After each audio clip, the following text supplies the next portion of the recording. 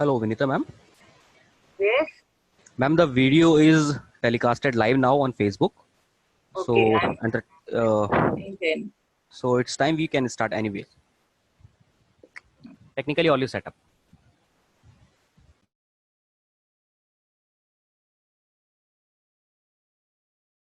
Good morning, everyone.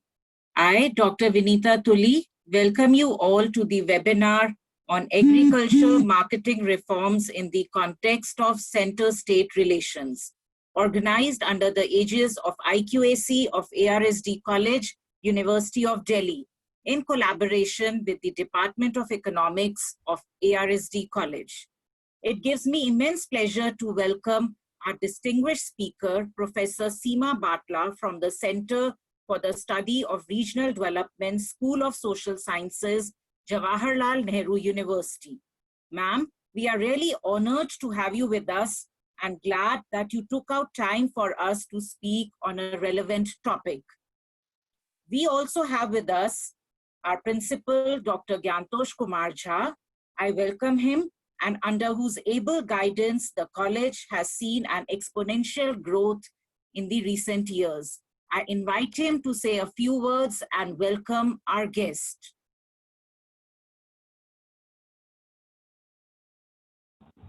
Thank you, Vinita. Honorable Professor Seema Bathla, guest speaker, Dr. Vinita Tuli, convener webinar committee, and dear colleagues and all the participants. On behalf of Atmaram Sanatan Dharma College, I welcome you all in this webinar. It's my great pleasure and honor to welcome Professor Seema Bathla in this webinar, who is delivering her lecture on very relevant and pertinent topic, agriculture marketing reforms in the context of center-state relations. I think this topic the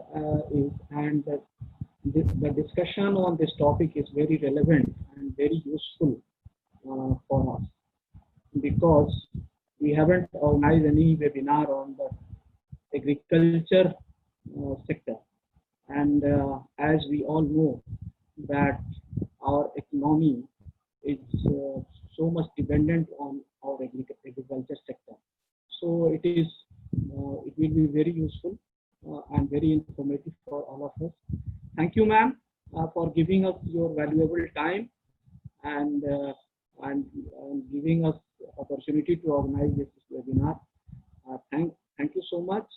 Once again, I welcome you all. Thank you. Over to Vinita. Thank you, sir. Now I hand over for further proceedings to my colleague, Dr. Balkrishan Negi. Thank you very much, ma'am. First of all, I would like to thank our dynamic and visionary principal, sir, webinar committee convener, Dr. Vinita Tuli, ma'am, and her team. Because of your constant valuable support, we are organizing such a kind of session and enlightening ourselves during this period of lockdown. Thank you, ma'am, and thank you, sir, very much. Now, on behalf of Economics Department under the aegis of Internal Quality Assurance Cell, Atmaram Sanatan Dharma College, I, Dr. Balkrishan Negi, welcome you all in today's national webinar on agriculture marketing reforms in the context of center-state relations. As we know that without discussing about the agriculture problem, that our debate and discussions and kind of webinar on different economic dimensions cannot be complete. So we all know that the large proportion of population depends on agriculture sector for their income and livelihood. So during this current pandemic situation, so the agriculture is facing a major problem in the economy. Although the production is bumper, but we have seen that because of this COVID-19 disruption, we have the disruption in supply chain, and the farmers are, although the produce are more, but they are facing the problem related to marketing. And we know that more than 80% of the agriculture farmer in Indian agriculture is small and marginal farmers. So keeping in mind all these problems, and the most of the marginal and the poor section of society are living in the rural area. So I think that to understand the agriculture problem and to increase the well-being of the marginal and the lower section of the society, or you can say that most of the time economists argued that there is the wide difference between the India and Bharat, and then we know that the Bharat is living in rural areas. So unless we take care of the Bharat and the agriculture sector, that the Bharat is related to the agriculture sector. So we need to focus on the issue related to agriculture. Unless we have the solution related to issues, many issues are there in the agriculture sector, we cannot integrate this Bharat with the India. So the most of the poor and the marginal section depends on the growth and the high productivity of the agriculture sector. So there is many problem unless we resolve that problem, like the area under cultivation is small, the technology problem, research and development in the agriculture is not that much taking place. And then the most prominent issue which we have in case of the infrastructure and the agriculture marketing. And I can say that this is the contemporary issue in the Indian agriculture, that we need to resolve this agriculture marketing issue and infrastructure issue. Although this infrastructure issue and agriculture issues are interconnected, because if we do not have the agriculture infrastructure like warehousing, storage, roadways connectivity, railways connectivity, we cannot facilitate the marketing section. So if we see in case of the long-standing issues, we have so many issues in agriculture, including this infrastructure. I can say the prominent issue, long-standing issue, and then this issue has escalated because of this pandemic 19-led lockdown and all that. So to understand that the basic issues related to issues and steps taken by the government and way forward, we have with us today is the eminent agriculture economist, Professor Seema Bathla ma'am. I welcome and heartfelt thanks to Seema ma'am for being with us, to enlightening us, to researcher as an academician, to she can tell us what the steps taken by the government and what way forward in case of the agriculture infrastructure and the agriculture marketing. Although the government has taken the many reforms during this lockdown, pandemic-led lockdown, then how way forward, how this can be implemented, how can be effective at the ground level, that we need to understand. So I welcome and thanks to Seema ma'am for being here with us in her busy schedule, being busy with the many eminent research institute, and the Ministry of Agriculture as well. So I would like to invite Mrs. Richa Suri ma'am to give a brief introduction of Professor Seema ma'am. Thank you, ma'am. Thank you very much. Ma'am, Richa ma'am. Thank you, Dr. Balkishan. Welcome, ma'am.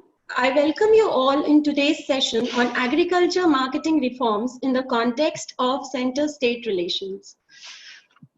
After a good introduction of the subject by Dr. Balkishan, that there are so many challenges that agricultural sector in the Indian economy is facing, we have today amongst us an eminent expert in the field, Dr. Professor Bathla, to further dwell on the challenges that the Indian agriculture is facing and the much needed reforms that government needs to do to transform our agricultural sector.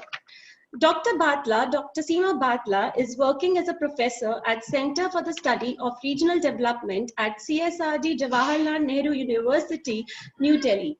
Prior to joining JNU, Dr. Bathla has worked as a Deputy Director at FICCI and as ICSSR Doctoral Fellow at Institute of Economic Growth, New Delhi. Ma'am has obtained her MPhil from Delhi School of Economics and PhD from Jawaharlal Nehru University.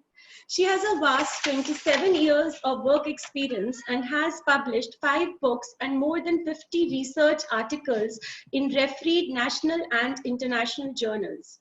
Her research on private and public investments in agriculture and their impact on rural poverty is well recognized. Having keen interest in agricultural issues, she has carried out several research studies and undertaken assignments for the World Bank, IFPRI, UNCTAD, and WWF India.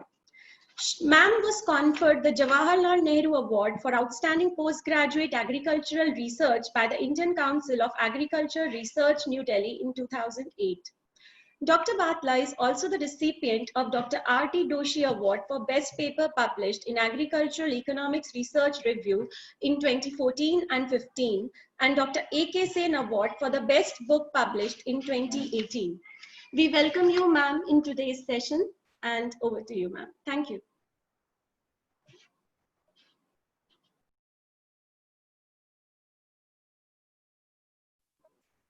Yes, unmute yourself, ma'am. Ma'am, please unmute yourself.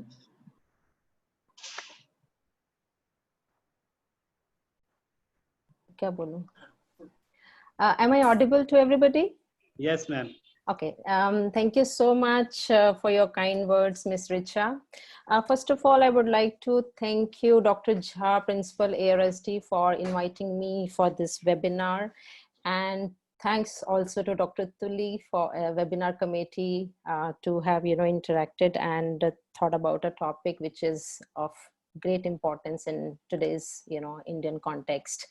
I'm also, I would like to congratulate the whole team, including Dr. Jha, for keeping up the rigor of, academics. In this pandemic, there has been a lethargy all over and people are just, very fearful, but this academic rigor is very much needed to keep the students and the researchers' interest intact. So my heartiest congratulations to Dr. Jha and his team for this, important initiative. Dr. Balkrishan has already spoken about the problems that Indian agriculture faces, and the focus, as all of you know, that has always been on production. But of late, for the last 1 decade or so, the production is considered important, but at the same time, the issue of marketing has come into play. So as such, if you go by the theoretical literature, it says that production and marketing in agriculture are intertwined. So we cannot talk about one without the other.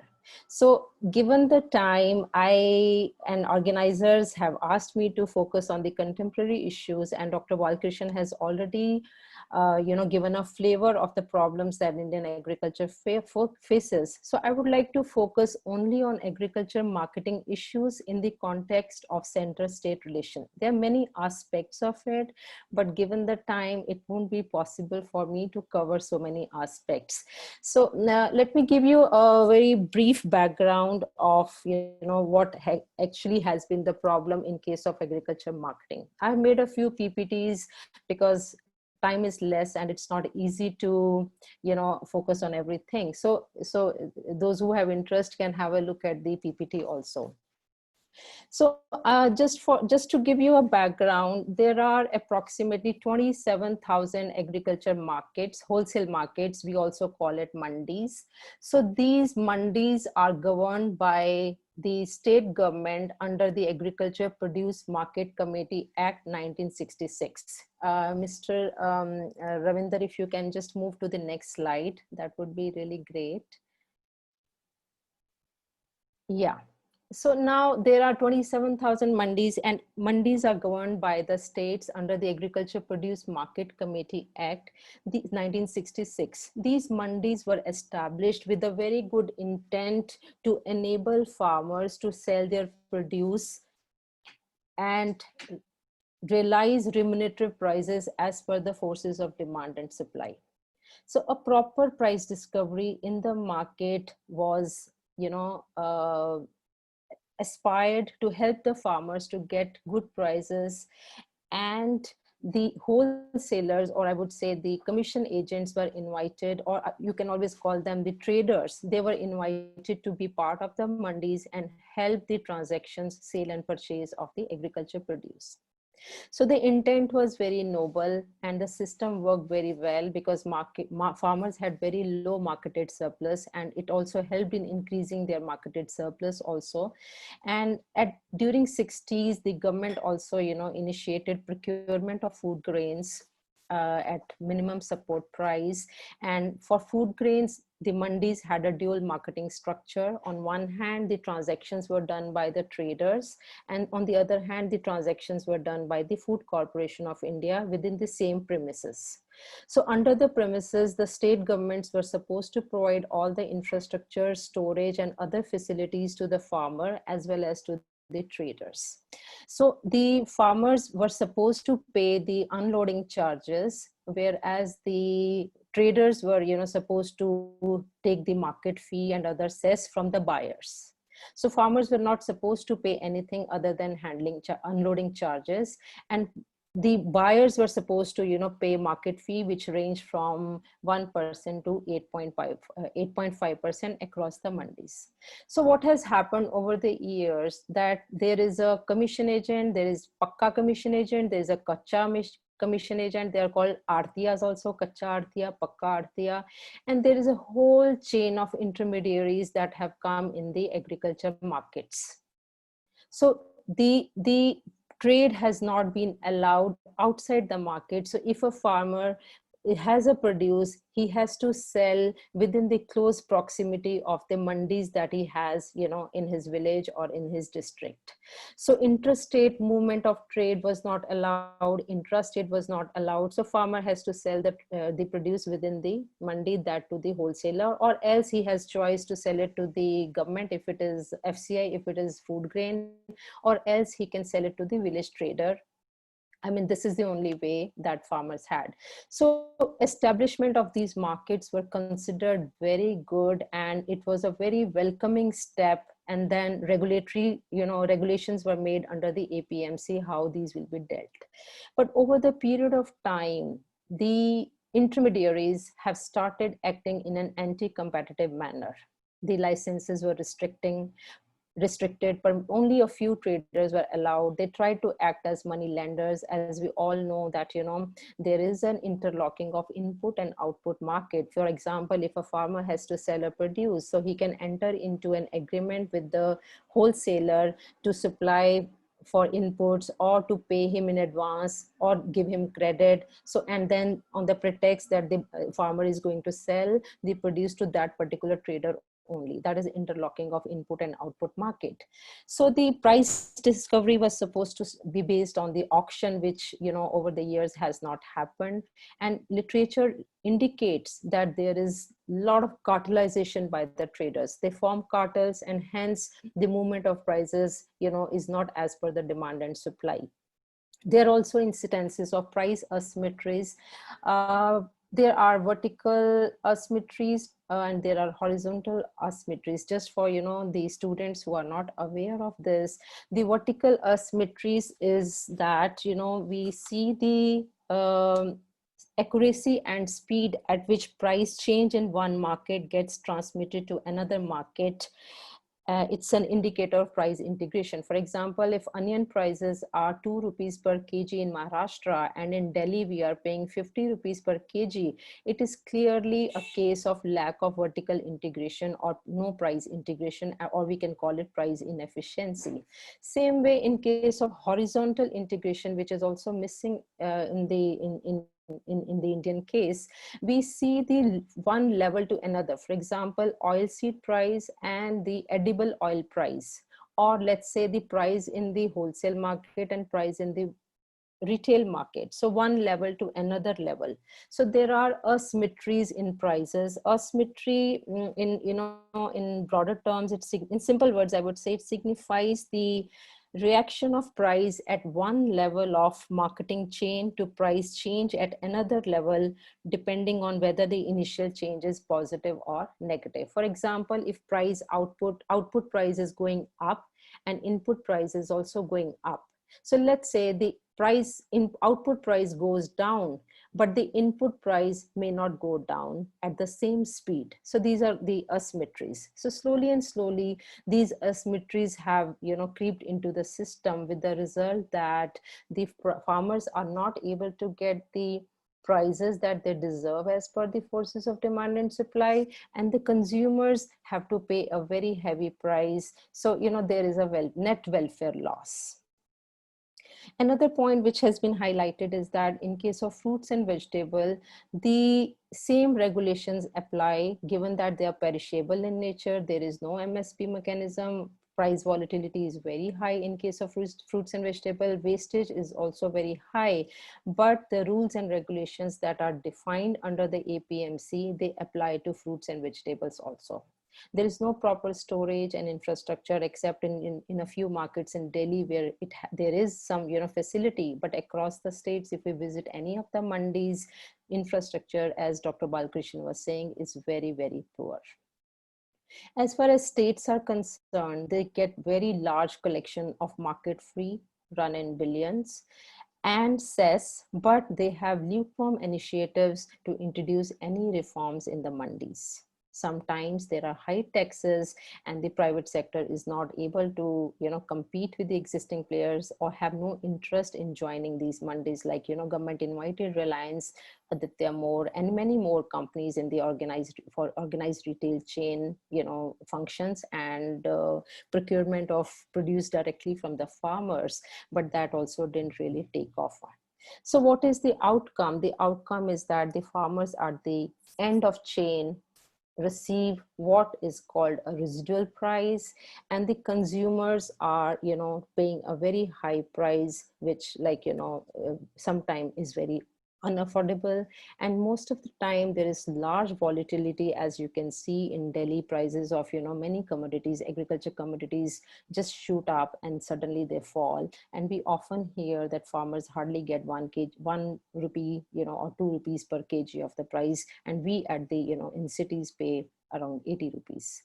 So farmers are at the receiving end, do not get remunerative prices. But there's another thing, that these intermediary margins are adding a lot of cost. And the research says that, their margins vary from commodity to commodity. On an average, farmers for most of the product get only 25 to 60% of the price that we consumers pay. In case of wheat and rice, or I would say wheat and paddy, the farmers get 70% of what consumer pay, just because there is procurement facility by the FCI at MSP that really help farmers to get remunerative prices for their produce. Now, if you see the next slide, I just put it graphically how this is how we can increase the marketing and price efficiency, or I'm just making a summary of what literature argues. The dotted line is the current price level, where you see that farmers get very low price and consumer pay a very high price. In case of the red line, which I think is not visible right now, yeah, it's there. So if you can see the red line, which is the anticipated price level, whereby the farmer has to get a reasonable price and the consumer has to pay low. In this kind of situation, if the anticipated price level work, the consumer prices will go down from the existing level, farmer prices will increase, and there will be incentive for other players to come in the market, and the traders will have a more reasonable margins compared to right now, where margins are very, very high. But what is required? I mean, what the suggestion has been that we need to allow more market players. We need to invite associations, cooperatives. We need to have, facility of direct marketing, retail chains, spot trading, contract farming. And as you all know, infrastructure is must for all these, things to happen. Next slide, please. So now the issue is that there are so many reforms which the government of India had taken. I would say the central government had taken.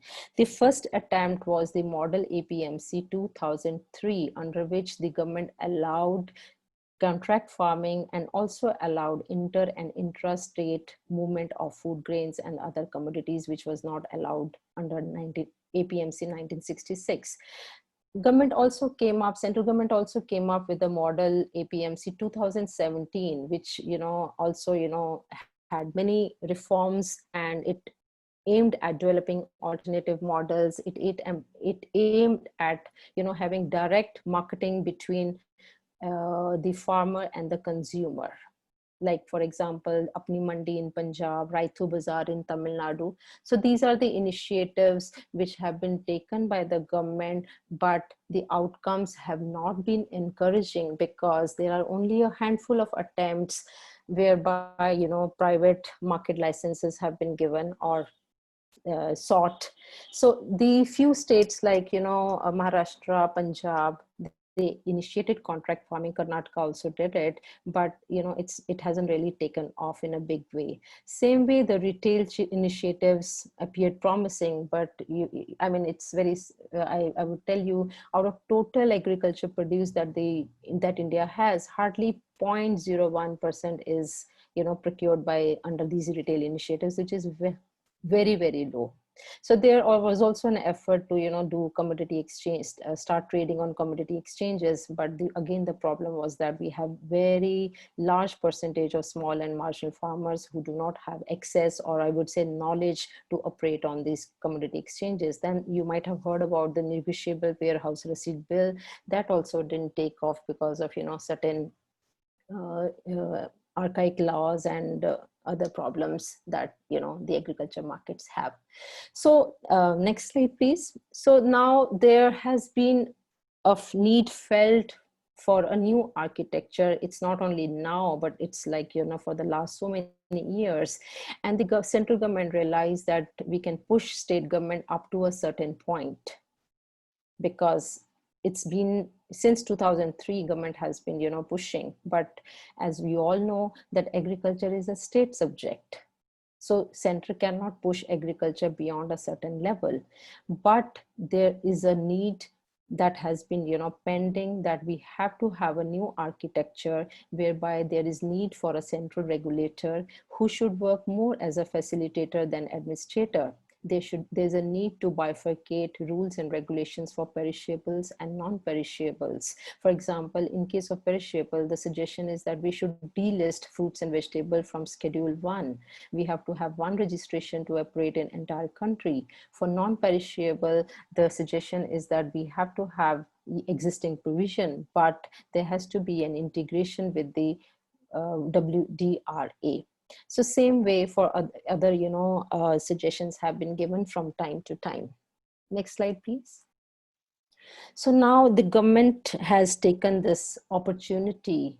As you all know, this pandemic is going on, and I would say that central government has seized the opportunity, because there were a few, cases, like you might have heard from the media and all, that Karnataka started creating problem in sending agriculture produce to Kerala. So, there were certain instances, and the supply chain had to be managed in this pandemic. And I would say that the center took this as an opportunity to bypass the states and pass the central ordinances. The first ordinance you might have read in the paper is the Farmer Produce Trade and Commerce Promotion Facilitation Ordinance, whereby the center wants to have a one nation, one market. There will be no barriers on intra and interstate trade, no barriers on sale of produce by farmers outside regulated mandis, and there is a freedom given to the farmers to sell to whosoever he or she would like to sell. Right now, the condition is that the farmer has to sell to the nearby mandi, and the trader has to interact with the farmer in that particular mandi, and they have connection with the other traders across the other wholesale market, but farmer has to sell there and there itself. So now this condition is no more there. Farmers are now free, they are not regulated, and they can sell wherever they wish to sell outside the regulated mandis. So it means that apart from APMC mandis that we have right now, there is a provision to have new mandis and new places whereby players can come and they can open up mandi anywhere. Second is the Farmers Empowerment and Protection Agreement on Price Assurance and Pharmacy Services. In this kind of, under this ordinance, the farmer can sell, contract with processors, aggregators, FPOs, wholesalers, exporters, anybody. He or she is free to, engage in any contract with anybody. And there is a facility of ENAM, that is electronic marketing also, which if FPO is involved or processors are involved, I mean, somebody whosoever is involved in agriculture marketing operation has to facilitate ENAM, e-market also. Third is the Farm Services Ordinance 2020 and amendments to Essential Commodities Act.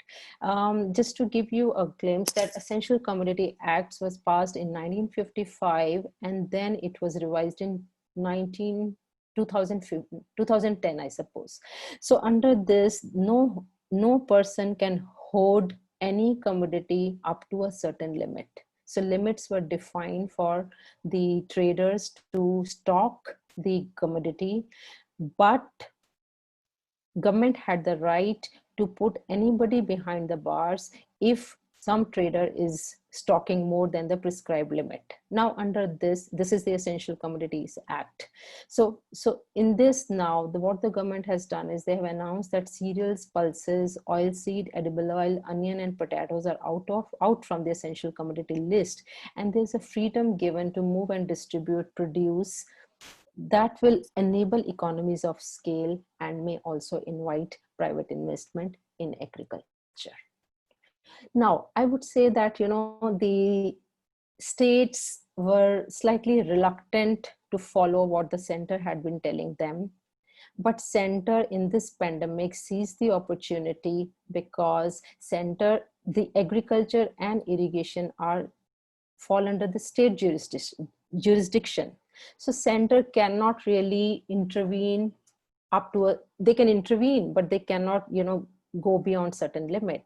For example, if there is interstate river dispute, center can intervene. If there is fertilizer subsidy issue, then it falls under the center. If there is some issue related to agriculture R&D, that also falls under the center.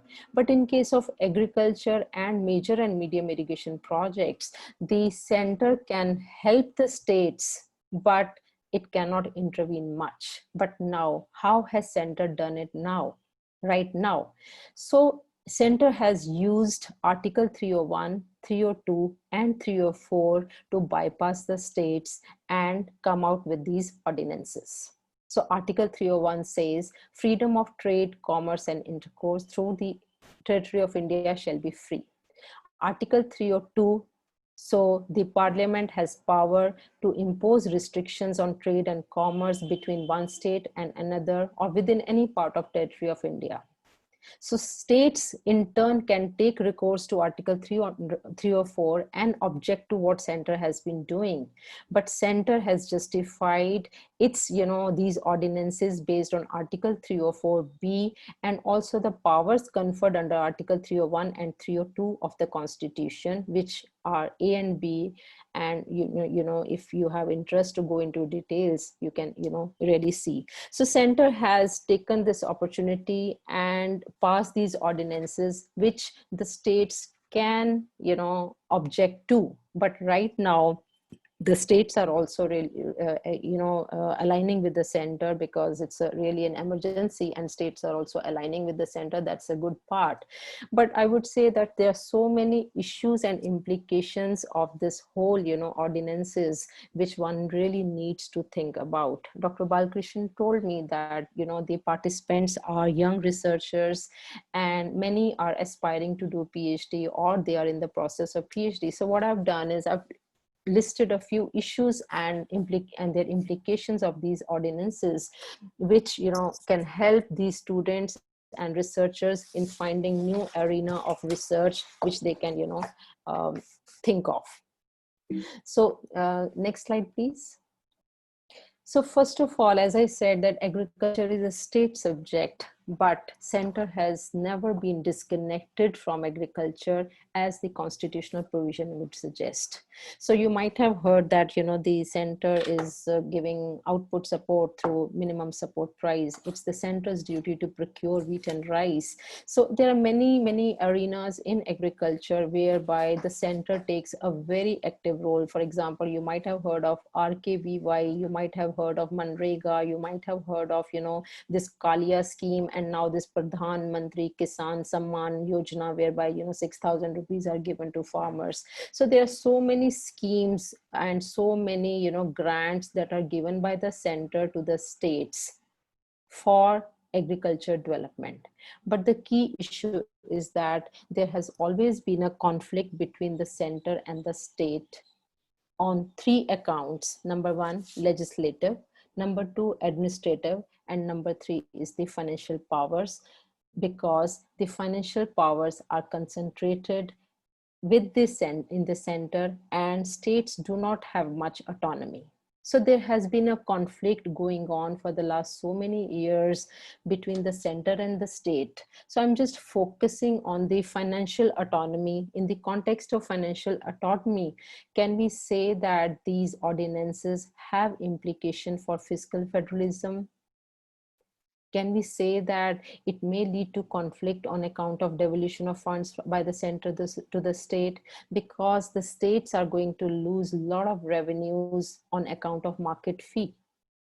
Although the government has agreed that the new ordinances say that the APMC existing markets will run parallel to the newer markets which the government has proposed, but there is always a possibility that it may result in loss of revenue by the states. And again, the states would be very highly dependent on the center for funds. So what is the modus operandi if there is a conflict, how to resolve that?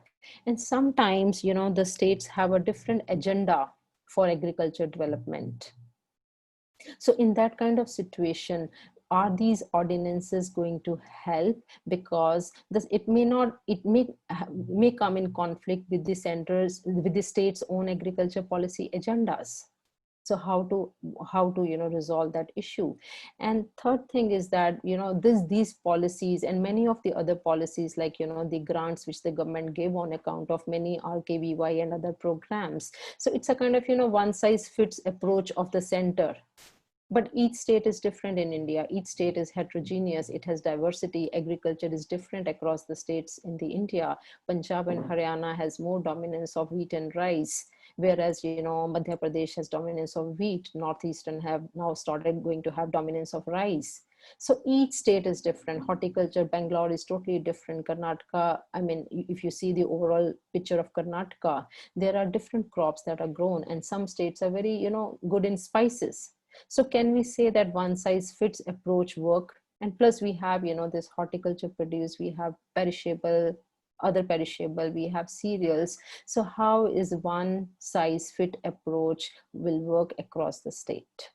And another requirement is that they say that we'll prescribe a system for registration of traders, modalities of transactions, and the mode of payment to farmers. So how is this new system going to have established system where the farmers will not be subject to exploitation? Because the earlier system, or I would say the existing system, it say that it's very monopolistic. Traders have their say, they have very high margins, and farmers are not paid as per the the auction that is done. Even auction is not done in many markets. So sometimes there is over supply of commodities as per the demand, and prices just crash. And sometimes there is less supply and traders hoard it, and it doesn't really meet the demand, and prices go up like anything. So how in this new system, what kind of system will be there whereby the payment to farmers will be efficient? So in case somebody has interest in this research, then there's a study by Singh 2008. So he has argued that we need to see the issue in agriculture in the context of center-state relation under two approaches. One is the constitutionalist approach, and other is the issue-oriented approach. Under the constitutionalist approach, the agriculture and related activities fall under the state's list 2 of the 7th schedule, but the center can overrule the state sphere through the use of constitutional provision that where matters of national interest are involved. So he argued in the context of Punjab that the center took initiative during the 60s to make Punjab and Haryana as the food hub. So it was center's decision. It wasn't really state's decision. So center invested a lot in major irrigation system. Center was the pioneer in bringing green revolution technology, and states simply said yes to it. But states were not given autonomy to decide whether they want to go in for industrialization or agriculture development. But it was a question of making the country food secure. Hence, central government, national interest was more important compared to what the state, I would say.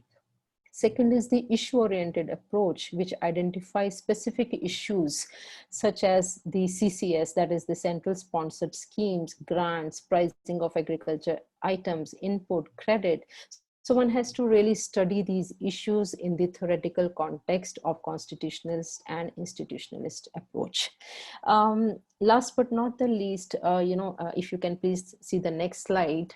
There are some implications, and this is my last slide, and I would like to finish it here, that this has implications for public investment in agriculture.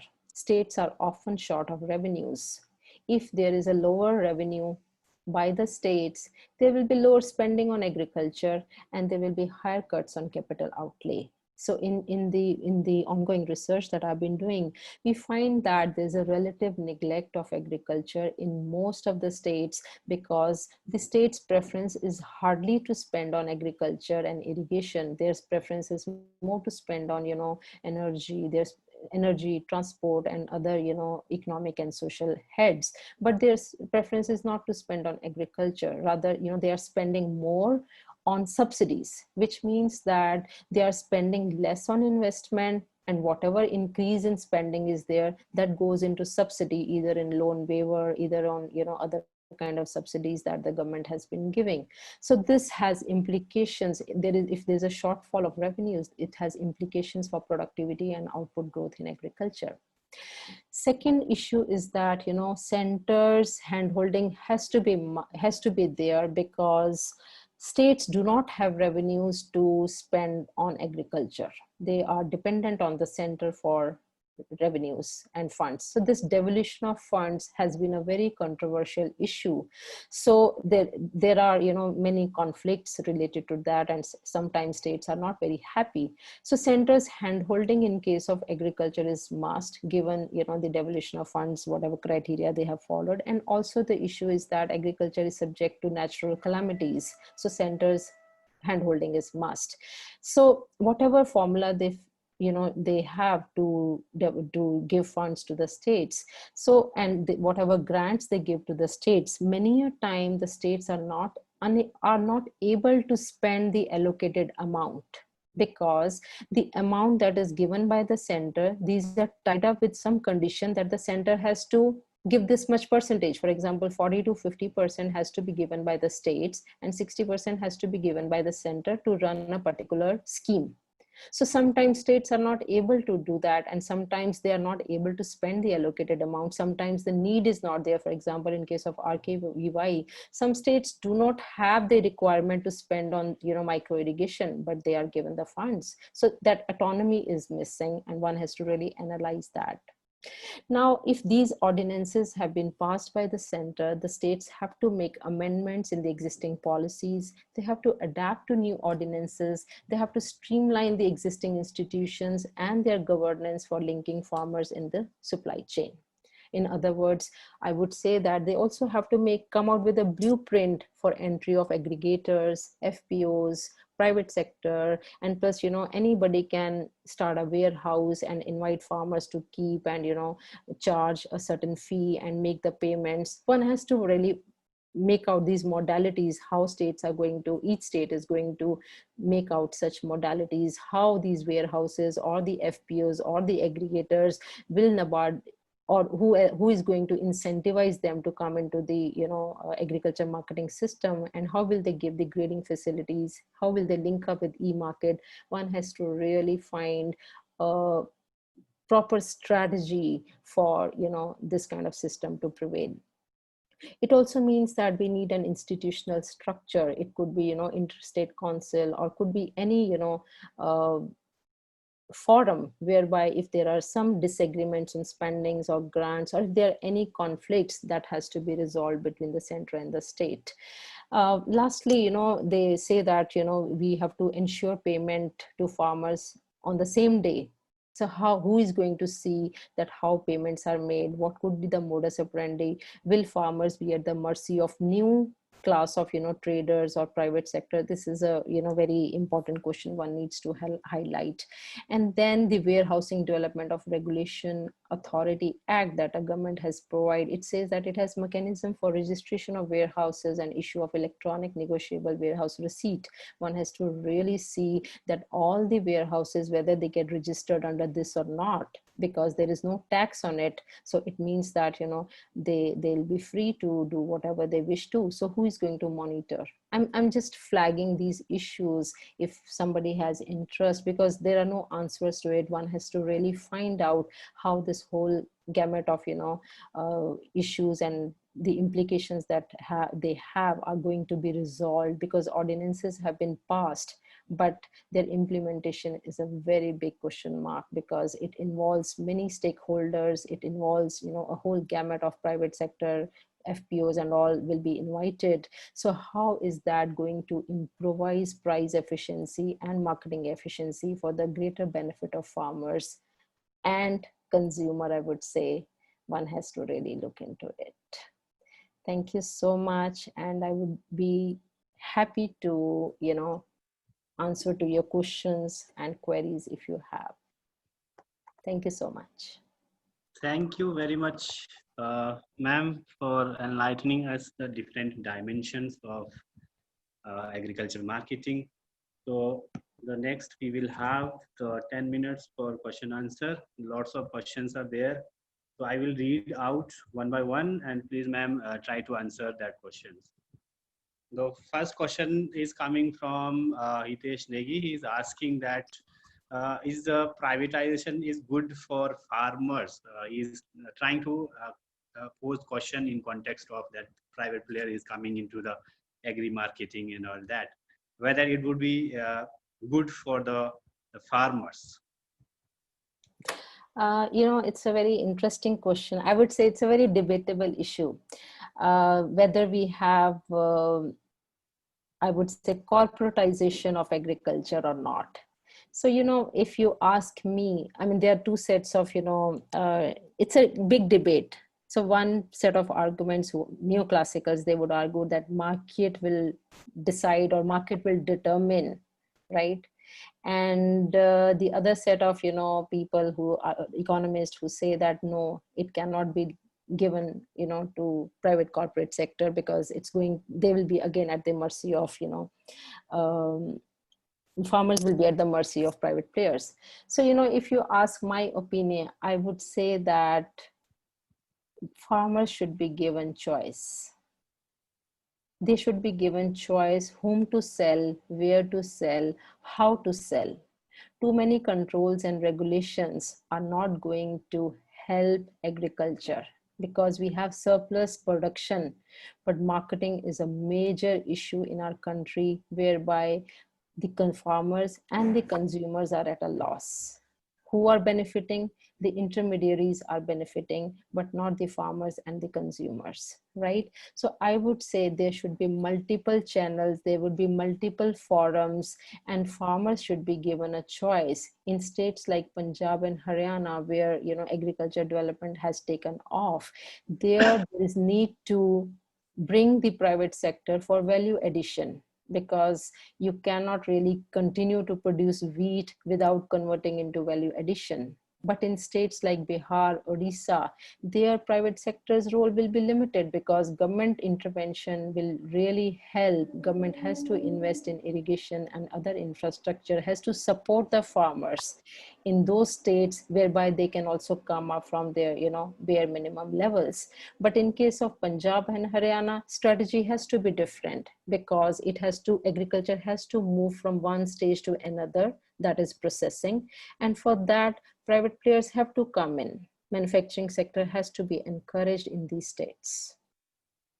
So it's a mix of, we cannot say that private sector is totally bad, but yes, private sector is needed where agriculture development is already in, at some level. Okay, another question is from Shweta Kohli. She's asking, what is the reason for keeping these essential commodities out of Essential Commodities Act? This will affect inversely in case of consumers and promotes hoarding too. How farmers will be benefited with this? And she's again asking one more question that is related to is there any specific anything specific can be done for small and marginal farmers? And again, she is asking that the APMC Act has been not adopted by many states. So how there in these states the market the farmers will be benefited from organized market? This is It's a question. very good question, because ultimately, the issue is that we have 86% farmer who have less than 2 hectares of land. So we have in total 12 crore farmers in our country, out of which 86% are small and marginal farmers. They do not have enough marketed surplus to go to the market and sell.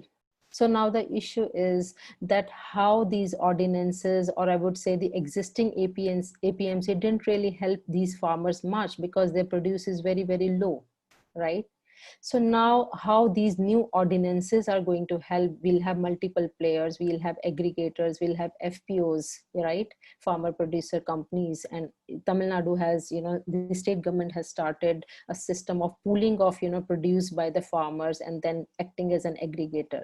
So now the issue is that in case of small and marginal farmers, there are two options. Number one option is that they aggregate.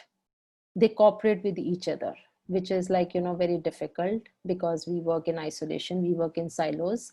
So other option is that if they are given this option to pool their produce, and there's a forum, let's say farmer producer company or some aggregator or some cooperative, whereby they sell it to that forum, that marketing channel, and get the better prices. So it's a very good opportunity for the aggregators or the FPC to come up and help these farmers to and procure from these farmers. That I see as one of the opportunities which can really help the small farmers, provided the states agree to implement at a faster. In this budget announced this year, most of the states had agreed to implement the reforms.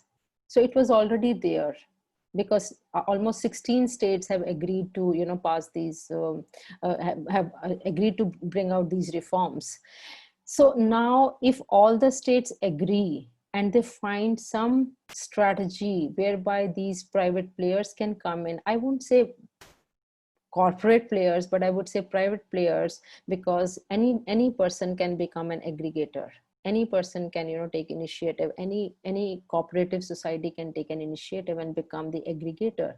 And the aggregator can be given incentives by the banks. They should be given some loans on on some lower rate of interest that can really help the small and marginal farmers to pool in their produce and sell it to that aggregator, who in turn can be interlinked with either exporters or processing company or the traders. So that could be another channel whereby small and marginal farmers can be benefited. I hope it's clear. Thank you. One more, many questions are there. Abu Huzefa, Deputy Director, Commerce and Industry, is asking, India has produced surplus food grains over the last 2 decades, yet farm income seems insufficient. How are the announcements made by the center going to change this reality?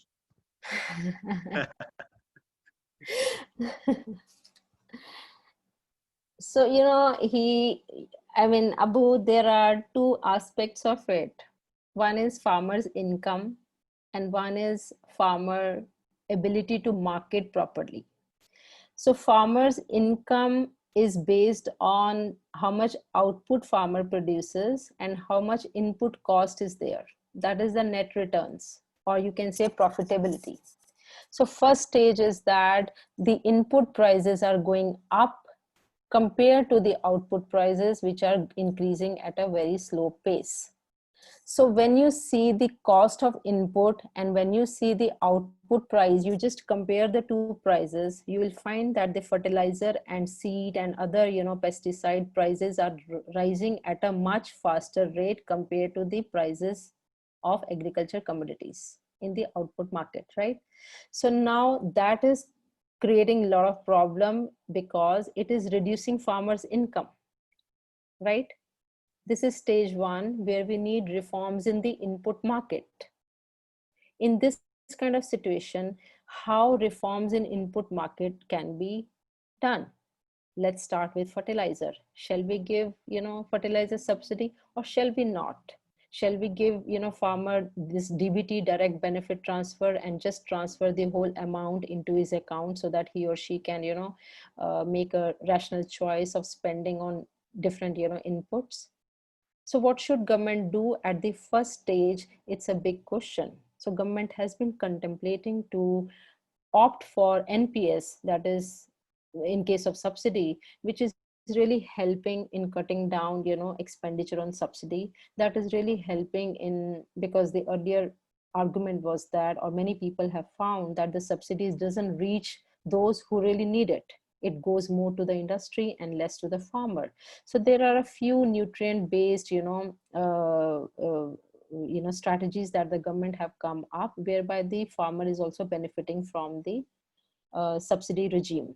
But now the issue is, to what extent small and marginal farmers are benefiting from this input subsidy?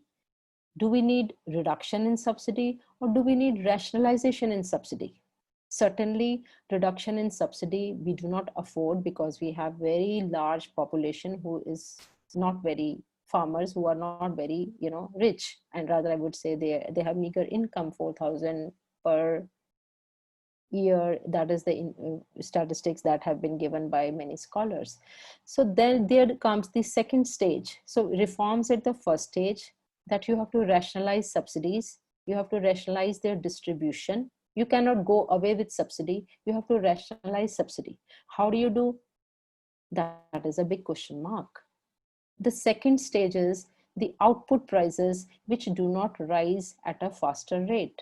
There comes the issue of marketing, because farmers take their produce to the mandis, or sell to the village trader, or sell to wherever he or she finds any forum within the village. The issue is that how do we ensure remunerative prices to farmers at the second stage? First stage, That is, in case of input subsidy, we need to bring reforms. Second stage is marketing, whereby we need to find certain ways whereby the farmers can get remunerative prices. They have to be linked with the supply chain.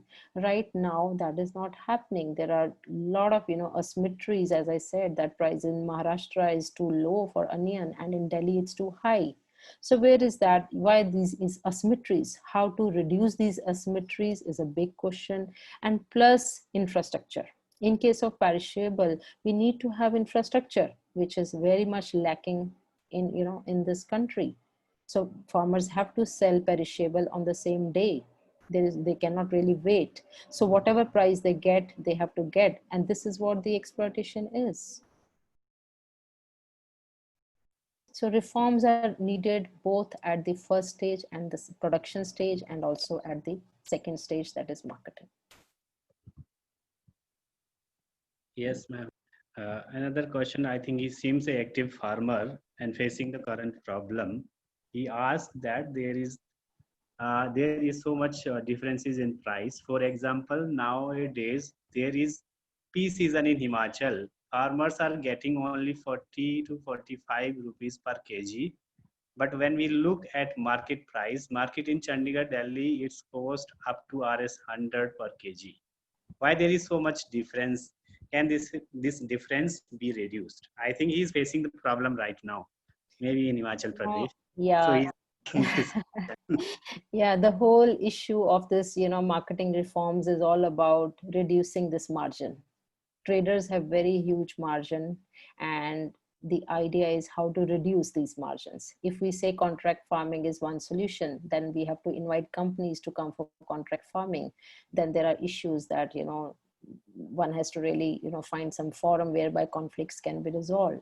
Second forum is organized retail chains. We have to invite them, but again, it depends on the demand and supply, how much they need. For example, when we did survey in Himachal Pradesh near Shimla about the role of mother dairy, that is Safal, in procurement of potatoes and other, fruits and vegetables, we find that the farmers were very calculative in, assessing where they are getting higher produce. They have the option to sell to traders in Solan Mandi. They had the option to sell to mother dairy. Right. So the farmers whom we surveyed, around 250 farmers we surveyed, and they told us that ever since mother dairy has come, their bargaining power has increased.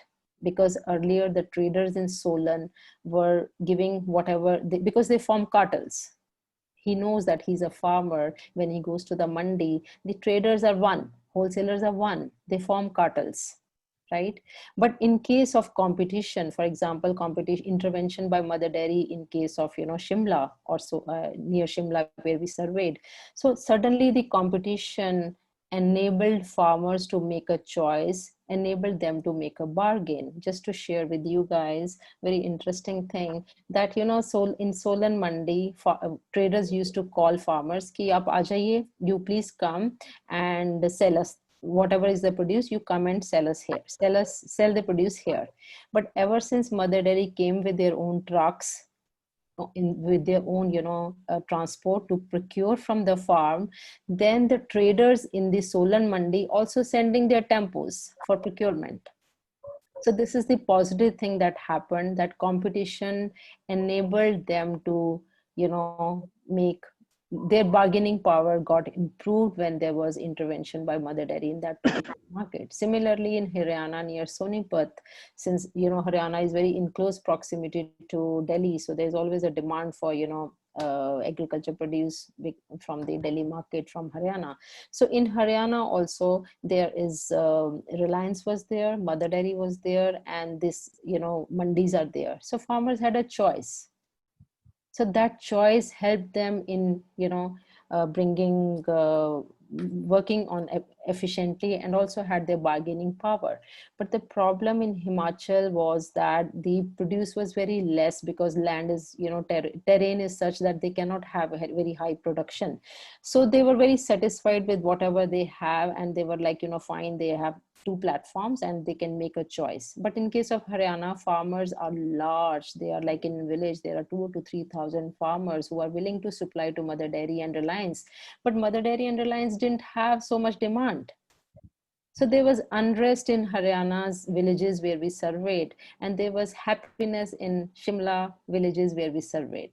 So it varies from, from place to place. In case of Himachal, I don't think any company has intervened. Anyone has come so far except that, jam making companies there. Otherwise, I don't see any major player there. So their dependence on traders is very, very high.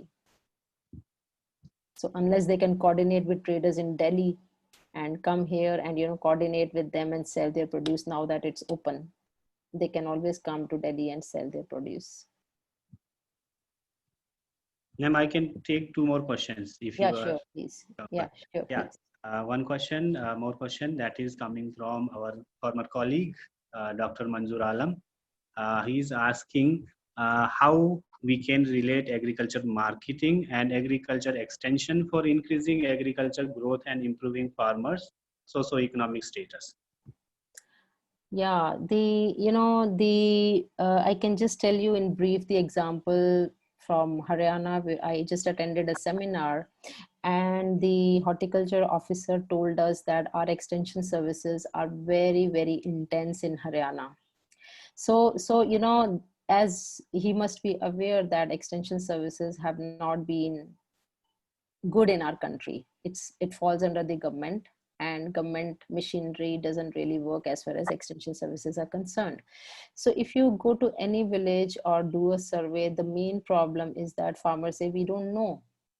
We have no idea. We are very good at producing. They are rational producers and they are fully aware. They are, the profit maximizer, but they say that we are not really aware of the recent developments. For example, in Hyderabad or in some other place, there are weather advisory apps.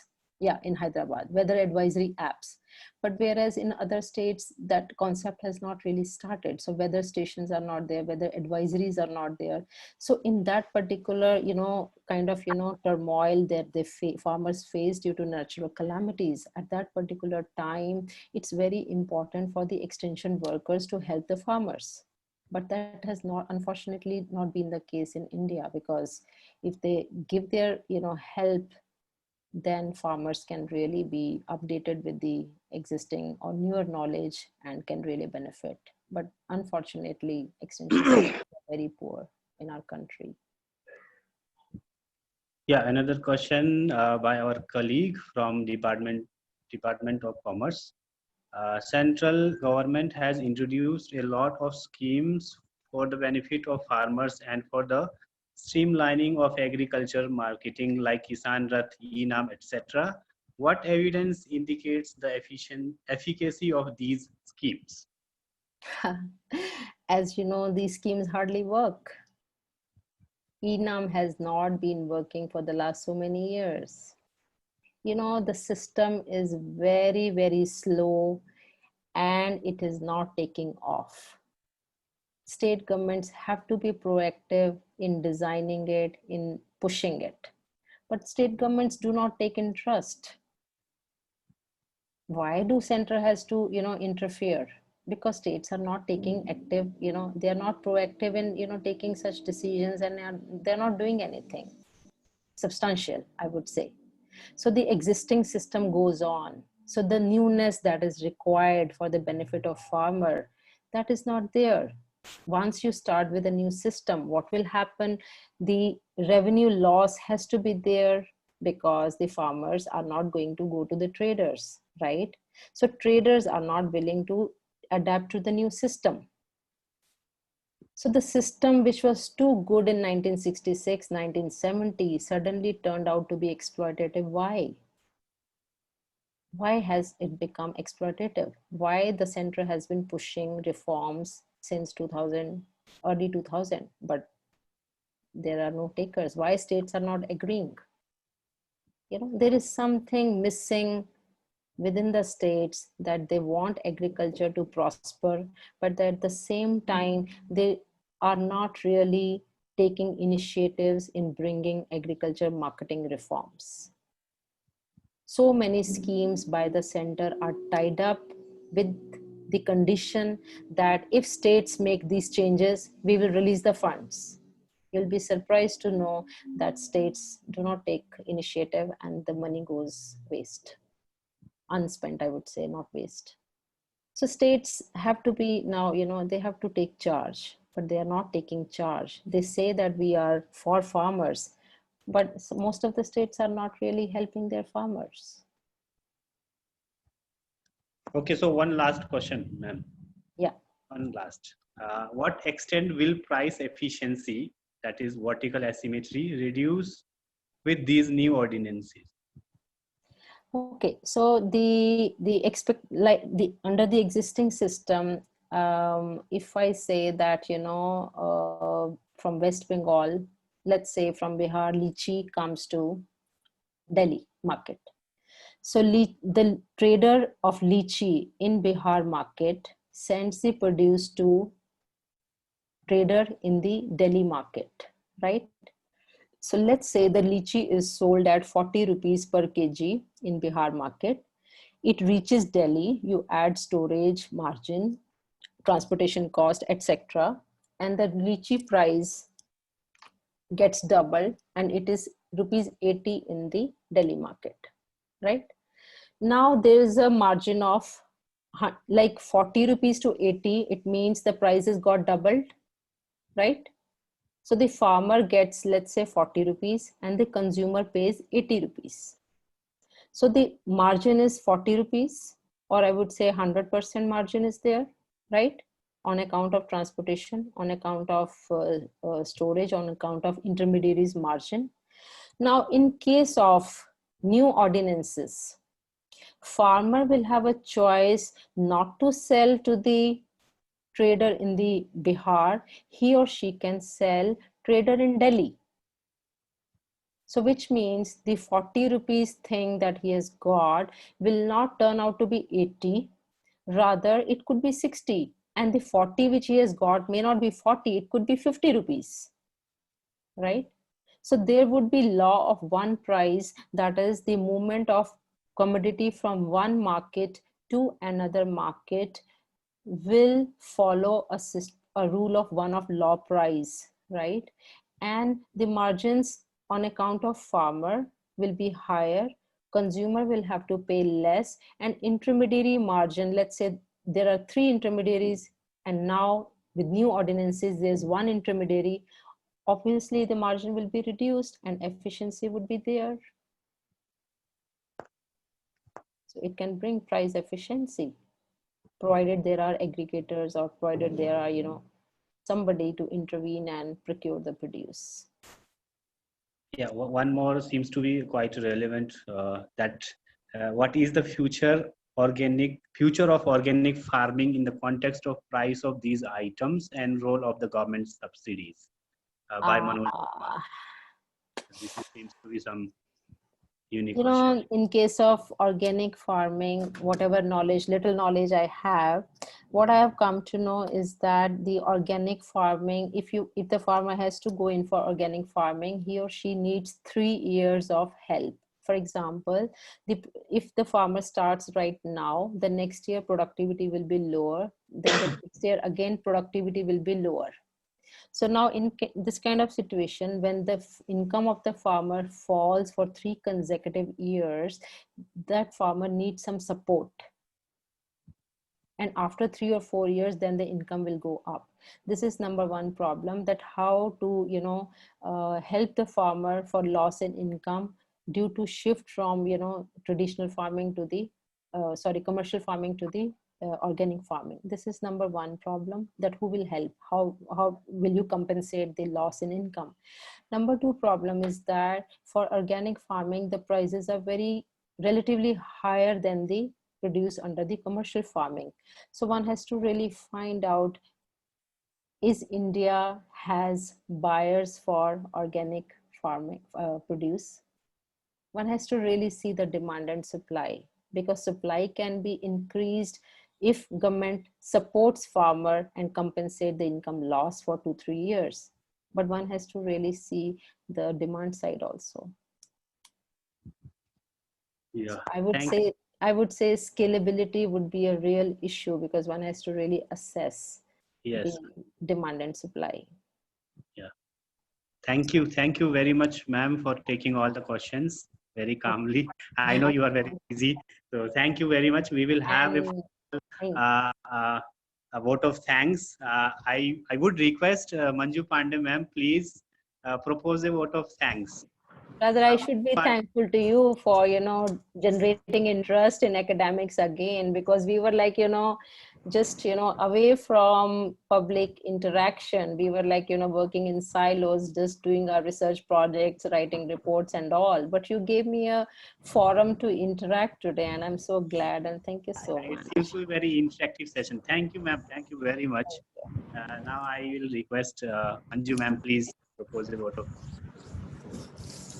Good afternoon, everyone. It was a very engaging session. I, Manju Pandey, Department of Economics, on behalf of Sanatan Dharm College and on my own behalf, propose a hearty vote of thanks to our distinguished speaker and other dignitaries. My big thanks to Professor Seema Bathla, CSRD, for sparing her valuable time and give us a very informative and excellent insight into the present agricultural marketing issues which affects all of us as consumers. You rightly explained, ma'am, how marketing scene has changed from 1960s to its present time when procurement worked well, but now with increased entry of intermediaries, agriculture marketing has become more imperfect with horizontal and vertical asymmetries in prices. Intermediaries are now adding 25 to 60% of marginal cost on prices, which required reforms. You have also discussed how in present lockdown period, the government has taken the opportunity to increase supply chain by introducing e-NAM, One Nation, One Ration Card, by using various articles of constitutions to increase, to make market more flexible and free. Resulting center-state conflict for revenue and other issues is a challenging, and its implementation and execution is a difficult task. If not global market, at least we can strengthen our national market. Thank you, ma'am, for providing in-depth analysis, and it is a food for thought for all of us. My profound gratitude to our principal, Dr. G.K. Jha, sir.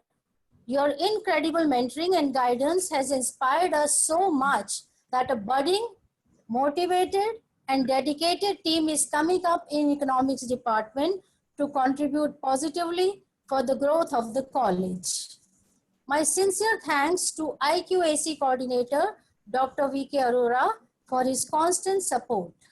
Let me thank convener webinar committee, Dr. Vinita Tuli, who is doing an exceptional job by organizing and coming with a constant stream of webinar in the college in this COVID times. My special thanks to webinar team, technical team too, for being here throughout and providing us the required support.